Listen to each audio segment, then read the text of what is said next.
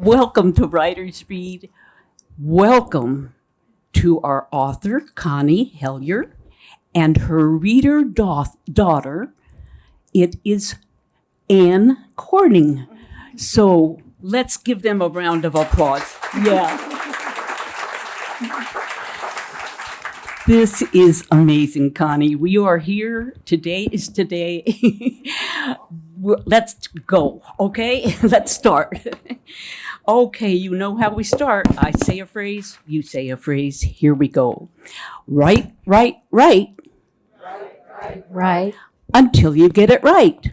Until you get it right. Then read aloud. Then read aloud. You'll draw a crowd. You'll draw a crowd. And bring us great delight. And bring us great delight. Oh, Connie, I can't believe we're here, but you have got to tell me the title of Connie's book. It is, oh, good for you, A Home for Chocolate. Everybody say it. A home for chocolate. Well, this got me thinking. Raise your hand if you have a piece of chocolate in your home. We all have a home for chocolate, but we don't have a home for this special chocolate. Okay, Connie, here we go. Tell us how this happened. Tell us how it got started. And just take off. Well, I suppose it got started in 1937, which was the year I was born, and also the year that my parents bought a little piece of land, well, actually a big piece of land, where they wanted to have a cabin that would be a family retreat. And they were young, newlyweds, starry-eyed, fell in love with the Pacific Northwest. They couldn't afford much, but they found a piece of land surrounding a lake that was being discarded by a lumber company. It had been clear-cut, a fire had swept through a few years before, and nobody would want it. It was kind of like Charlie Brown's Christmas tree. And they got it for $4.50 an acre. Yeah, and later on they added a little bit more at $6.50 an acre. And then my father found out about a tax sale, and he got another chunk for $75.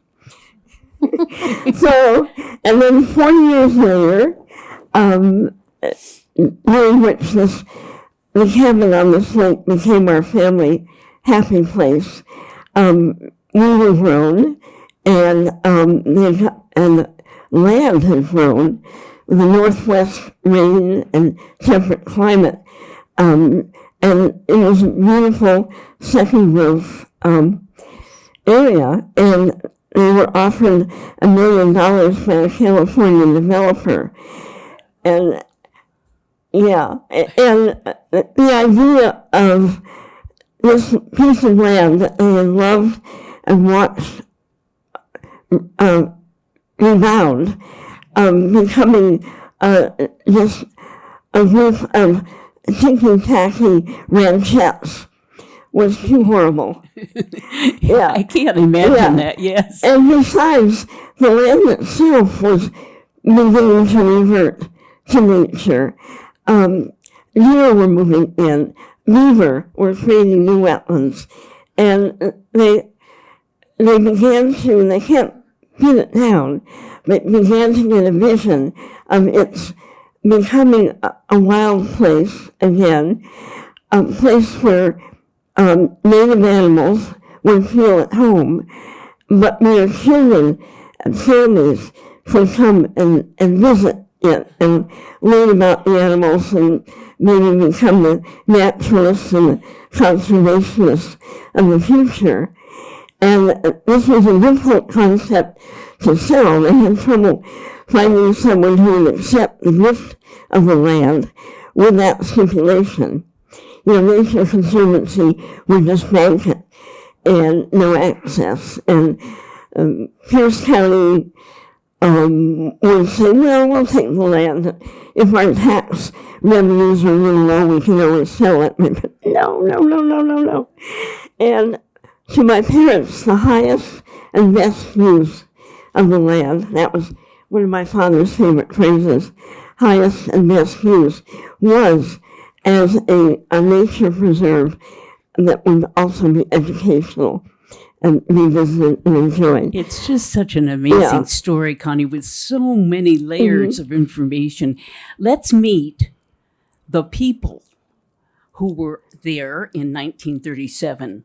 Your parents, would you tell us their names? And okay. Yeah, it was my father's became a pediatrician later, well known in this area, Dr.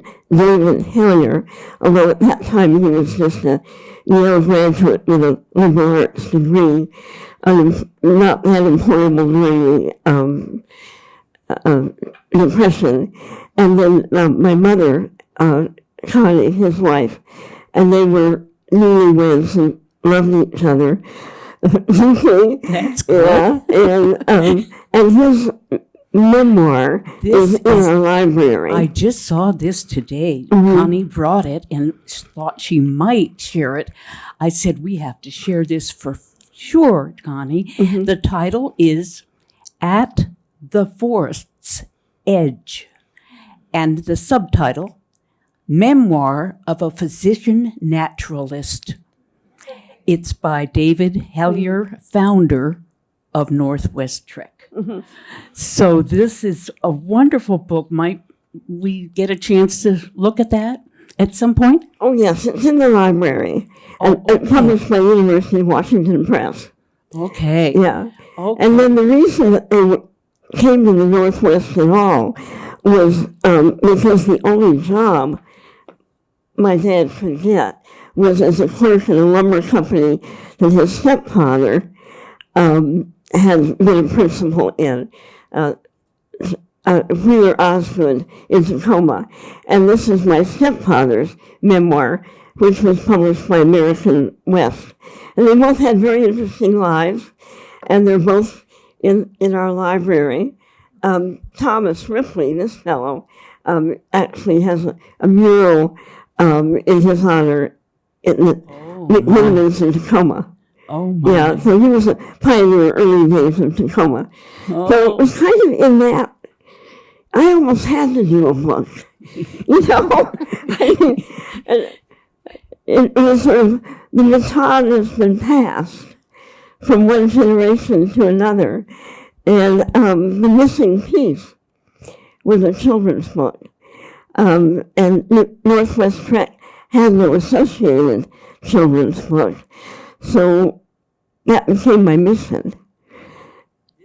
Timing with a capital T, wasn't it? Because the 50-year anniversary of Northwest Trek. Oh, but let's get started with chocolate. I want to hear his story. It's not a cookbook. In fact, one of the jokes we had earlier was whether to spell mousse, M-O-U-S-S-E, chocolate mousse.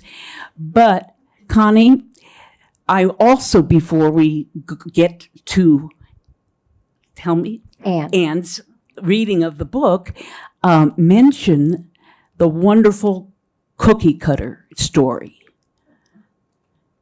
Are you ready? No, I'll tell it. At our book club one day, Connie said, would anybody make some cookies for the book launch? I have a mousse cookie cutter. Who has a mousse cookie cutter? So there are mousse cookies over there, thanks to some of the book club people. Marianne Counts and Janelle Reinhardt, and bless their hearts. So you know, from rolling out and cutting cookies takes forever, and they did it. And before we get started, just how old were you, Connie, when chocolate came into your life? Oh, I would have been in my 50s, I think. Oh, 40s or 50s. This is my parents' story. yes, this And is your parents. the Connie in there, in the story, is my mother. Yeah. And that's why I'm publishing under the name Connie Ann, which was my childhood name to distinguish me from my mother. Mm-hmm. My mother was not an egotist. I'm sure the only reason I was named after her was my father's insistence. Okay. Well, would you like to say any more, or shall we get on with the story? On with the show. On with the show. Oh, good, Connie. Okay. Anne, how do you want to do this? You want to scoot up? And I hope everybody can see the screens. Actually, I'm going to stand so Yeah. that I can face the screen because I've not actually memorized the book, No, so I no. need to read it. Good for you, Anne. Yeah. All right. So this is A Home for Chocolate. Based on the true story of an orphan moose. Deep in a northern forest, a moose is born. A soft nose nudges his shoulder. Mama! The baby scrambles to his feet and takes his first gulp of milk. Mother and baby stay hidden among the trees. Each day he feels more strong and steady. One morning, Mama starts to walk away. She looks back and softly calls, "Come." The calf follows her into the wide wilderness where the Rocky Mountains meet the Canadian plains. They roam through lush meadows and drink from babbling streams. On hot days, they wade into cool lakes. Sometimes they meet other moose. The calves play, running, kicking, and splashing through the shallows. But their wilderness home isn't completely wild. Roads run through it. And one day, a terrible thing happens. "Nia! Nia!" the calf cries, but his mother doesn't answer. "Poor little fellow," someone says. Strong arms lift him onto a truck. Vroom. Gentle hands stand him on the ground. The calf is at the Calgary Zoo Center for Injured and Orphaned Wild Animals. Someone brings a bottle of milk. It doesn't taste like Mama's, but he's too hungry to care. The calf settles into his man-made surroundings. He joins other moose orphans in an outside pen. Caregivers bring water, food pellets, and fresh greens. Sometimes, as a treat, they bring bananas. Yum! 4 years go by, and the moose grows and grows and grows.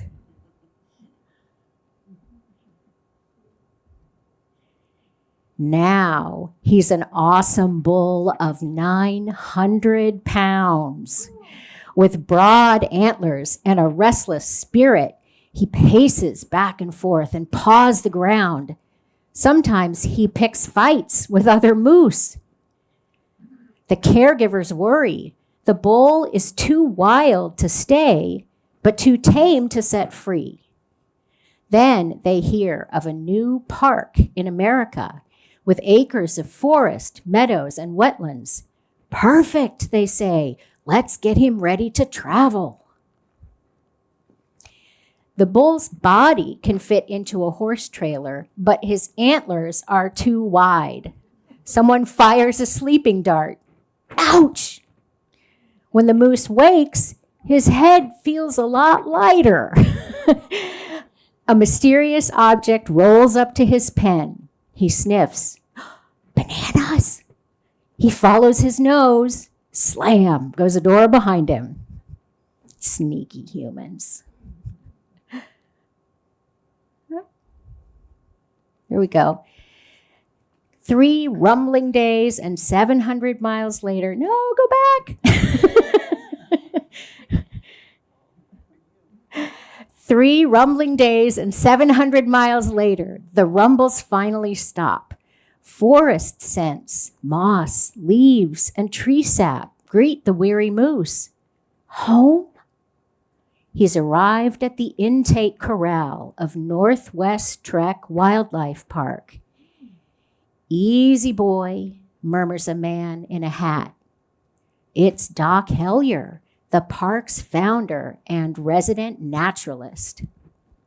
Doc names the brown bull Chocolate and visits him every day. The moose lets the man pat ointment on itchy spots. You're a moose whisperer, says Doc's wife, Connie. After 4 weeks, Doc is sure Chocolate is healed and healthy. A truck takes the moose deep into the park. There, in a holding pen, Chocolate learns the rhythm of life in his new home.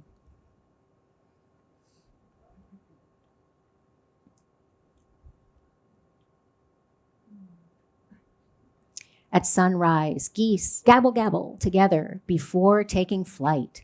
Bison and elk spend the day quietly grazing and chewing their cuds. At night, an owl calls, whoo-hoo, whoo-hoo, from her forest perch. 10 days pass, and it's time for the bull's release. Cars and trucks come jouncing towards Chocolate's pen. Yikes! Chattering humans crowd around.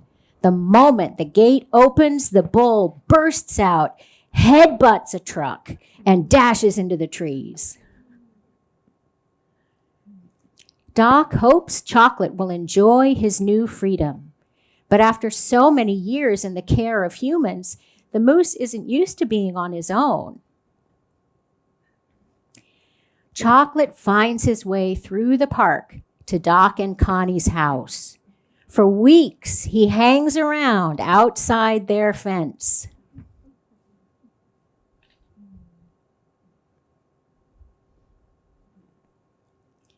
People hear about the backyard moose.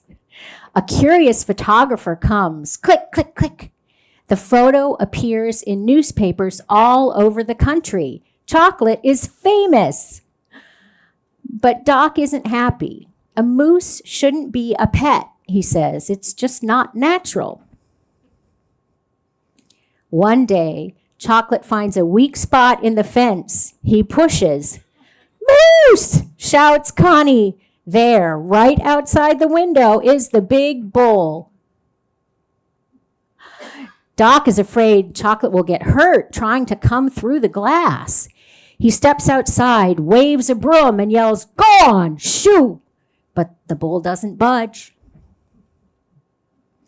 Then Doc has an idea. Connie plays a recording of wolf howls. Oh, oh, oh! Oh, oh, oh! Chocolate freezes. He's never seen or heard wolves. But deep in his moose brain, he just knows those sounds mean danger. Go! He slips out of the yard and away into the woods. At last, Chocolate begins to explore the forests, meadows, and wetlands of his new home. He remembers things he learned from his mother, like which plants are good to eat and where to find them. He even remembers how to swim. Chocolate sees a lot of other animals, but he's the only moose. It just doesn't feel right. Doc doesn't think it's right either. Spring comes and Chocolate is browsing in the meadow. A surprising smell comes his way. Can it be? Yes!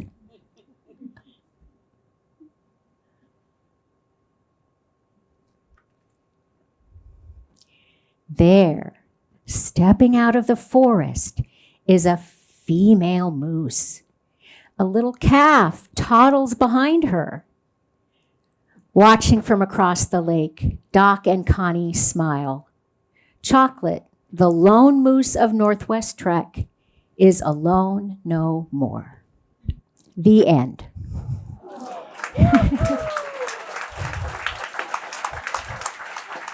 And this is the real life chocolate.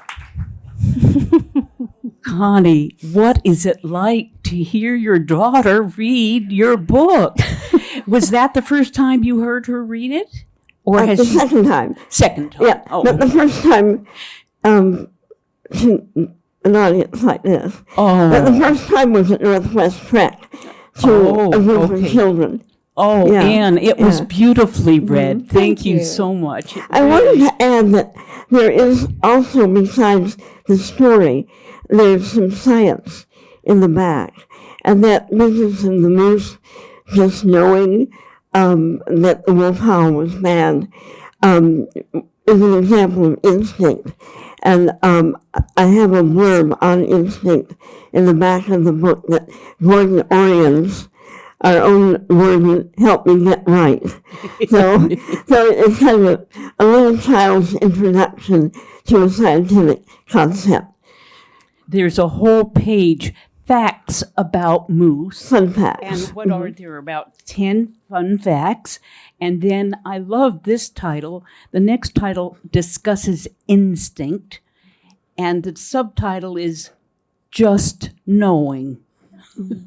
I wondered what we all just knew, what our instinct was at some point. So, and then Chocolate Forever Home. Yeah, this back section, Connie, is beautifully done. And I think you got a picture of the beautiful pages prefacing the book, prefacing the story. One thing I found in developing a picture book that I hadn't realized before is that really the illustrator is, in effect, a co-author. Mm-hmm. And the book was originally under contract to Sasquatch Press, and they selected an illustrator. And I must admit, my initial reaction was that her style was a little bit cute for my taste. But then I had to realize that maybe I wrote a cute book. And also, you're not the target audience. Children are. Oh my. We are now going to take our question and answer time. And so be thinking. So there's two mics. Linda Niebank has a mic and I do. So think about a question for Connie and a question for perhaps for Anne. Okay, Audrey. So did you keep the same artist that Sasquatch had chosen? Yes, the book was almost completed when Sasquatch got suddenly sold by Penguin Random House to a little outfit in Bend, Oregon. And this little outfit was not interested in the part of Sasquatch that included my book or my editor or whatever. So we regrouped after being dropped and completed the book a la Sasquatch. But it is officially an indie book. Did Chocolate find a new mate in that woman, or did she reject him? I think zoo animals that have been raised in captivity often don't fully develop their natural instincts, and we're not sure he ever successfully mated with anyone. Did Chocolate pose for the wonderful cover? No, but there is a photograph in the back. Yeah, That I is saw that. That's the one that went round the world, really. It was even published in the Armed Forces newspaper in Europe. Oh, it's not on this. Mhm. Too The bad. cover is wonderful, those eyes. Can you put it back up? Are you all able to hear the question without me repeating it? I think so. Okay. Ruth, I think I've gotten the answer from just listening so far, but the plural of moose is moose. Is that correct? Yes. oh, good question, the plural. Let's work on that. What is the food? What does a moose eat? I mean, they are so large and they weigh so much, so they're not eating a piece of grass. What do they eat? Moose fall in the category of animals who are browsers, as opposed to grazers. The cattle and bison and so forth eat mostly grass. Moose eat mostly the leaves and foliage, and their favorite food is willow leaves, and they eat a lot.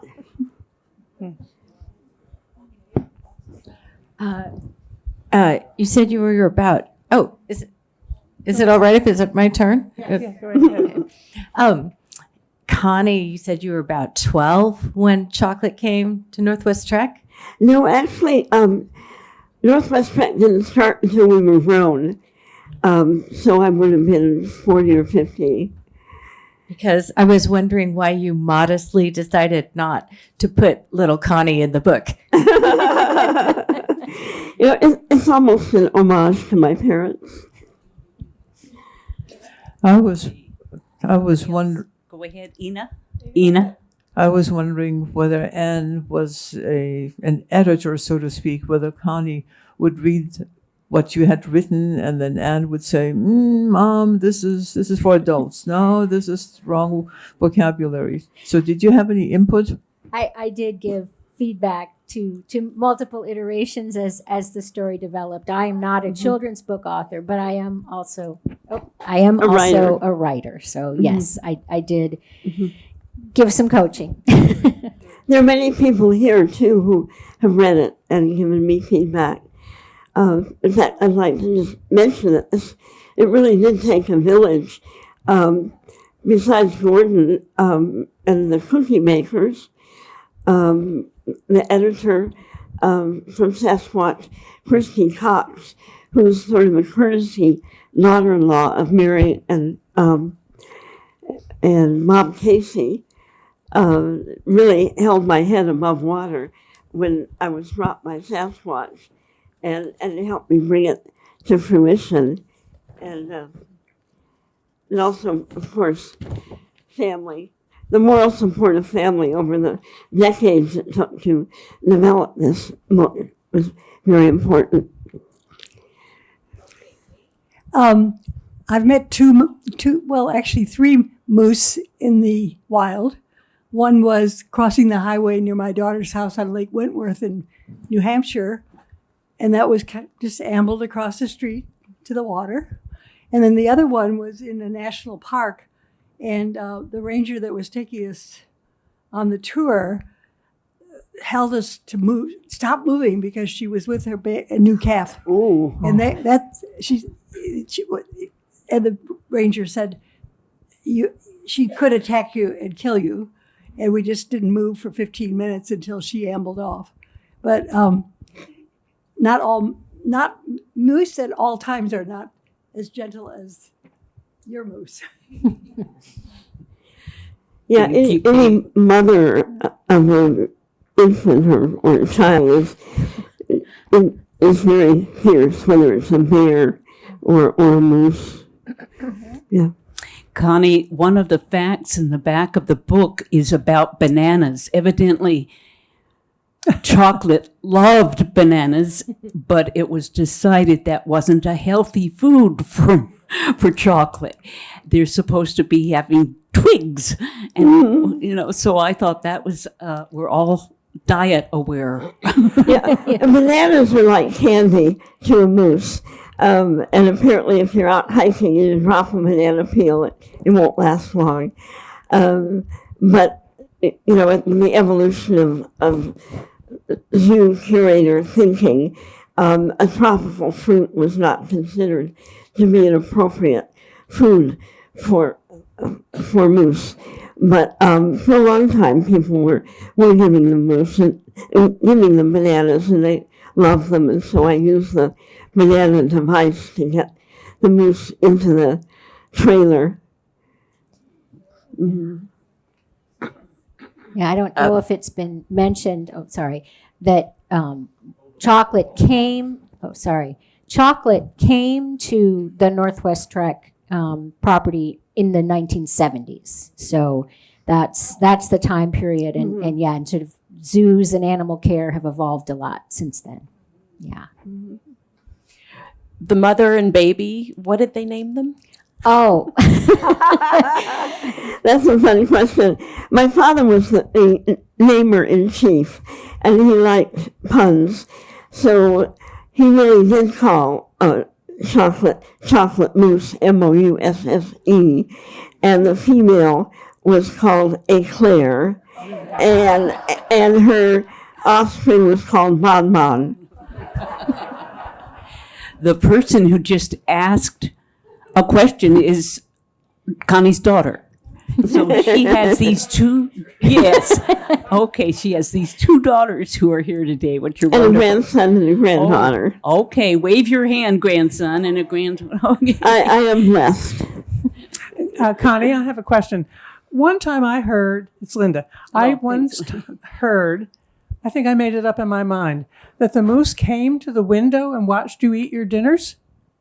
I guess I made that one up. Yeah, basically, the moose stayed outside the fence. I say. But he hung around the gate, and when we would visit my parents, we would have to try to maneuver ourselves and the car, including getting out to open the gate and close it past the moose. So it was one of the games in visiting my parents.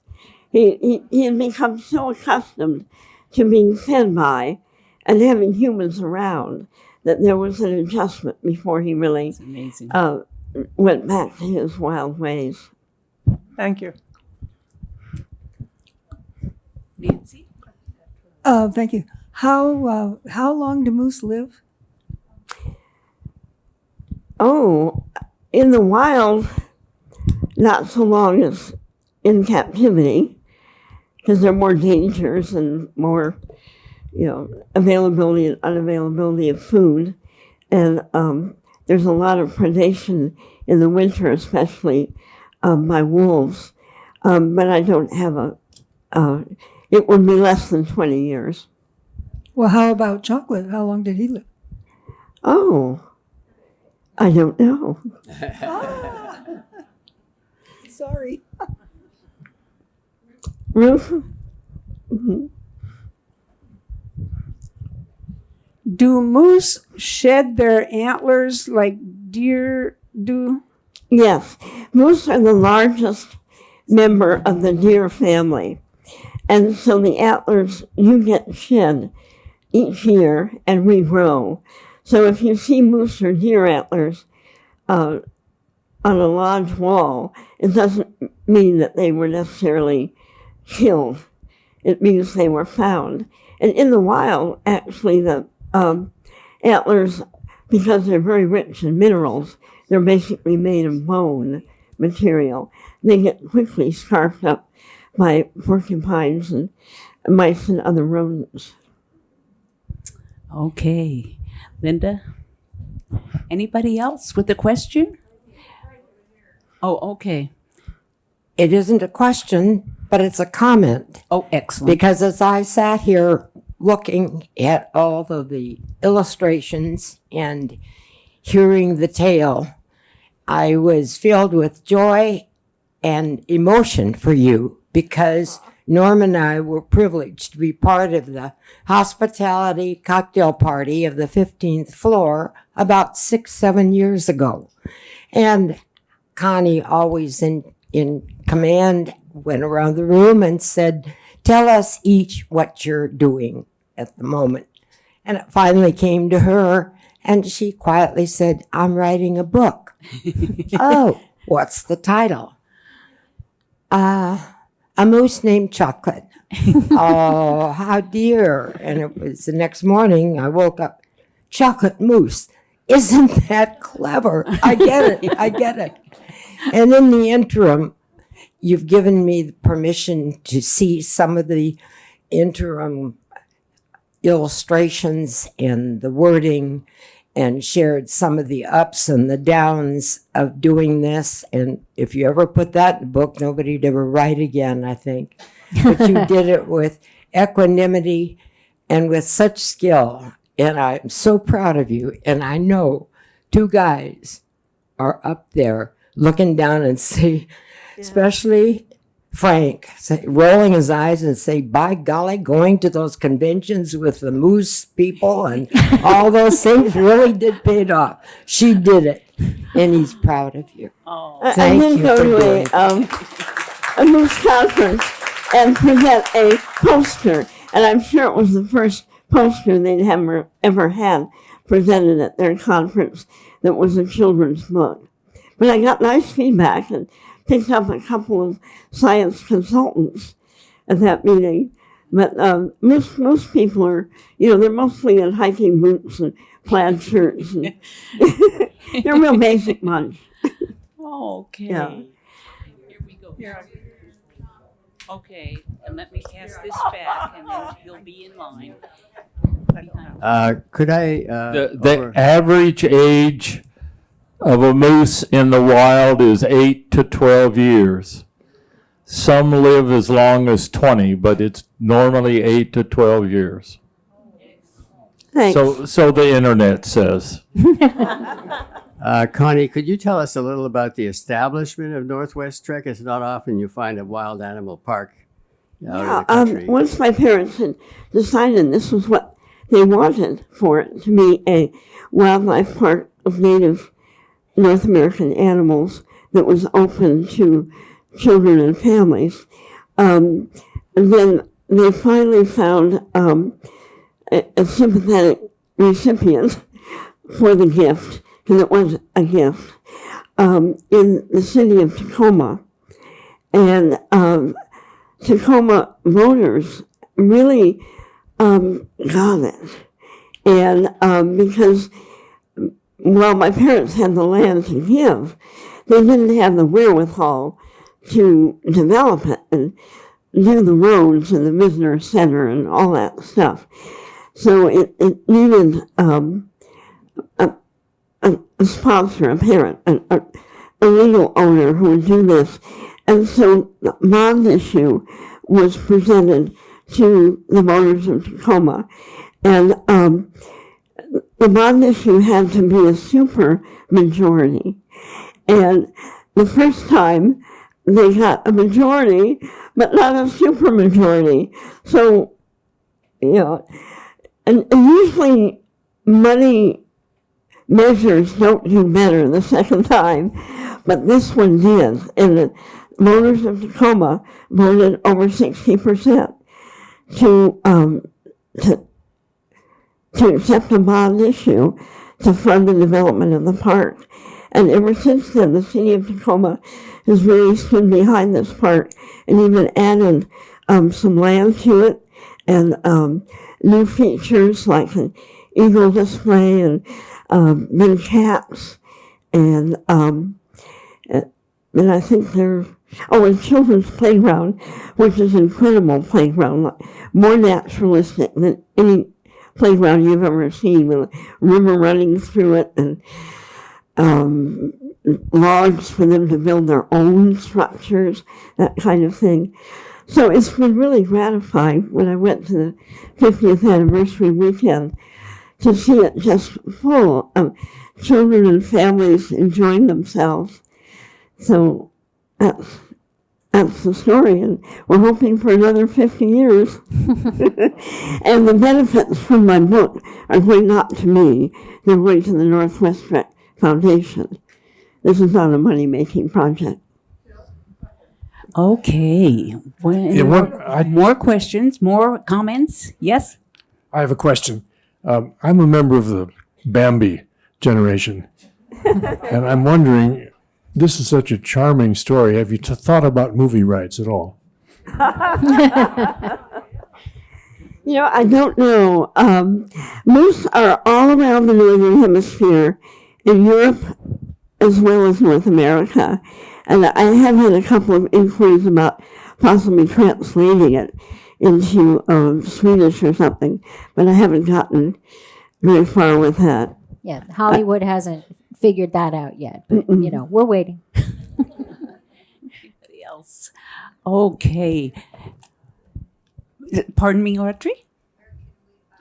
Okay, now I'm going to let Connie describe the table over here, which has 3 boxes of books, and how that's going to work. Hey, Connie, would you Actually, can I describe how jump in that's going to first? work? Yeah, the books are available on request. The best readers are probably between 5 and 9, but I do believe in starting to build a child's library from birth. So you're welcome to think in those terms. I'm giving the books out, but each one will have a donation envelope in it for Northwest Trek Foundation, and you can send them something or not. That's up to you. And then subsequently, Oh, yeah. within the next few weeks, the book will be available for sale on bookstore.org and also Amazon and all the other online booksellers as a to order. Okay. Yeah. Good, And the Northwest good Press Book information. Shop. Yes. Oh, and of course at the Northwest Trek Bookshop. Yeah. Oh, wonderful, wonderful. Let's give this team another applause. Thank you. Okay. And Nancy and Connie, do you want to invite people to? Oh, yes. Refreshments are there, and the table for books is also over there. And you can have it inscribed however you want. If you want to name a child or something, my daughter Stephanie will be there to write it down, slap a post-it on the book, and slide it to me to sign exactly the way you want. Thank you. Okay. Onward. Let's celebrate the book launch. Here's to chocolate.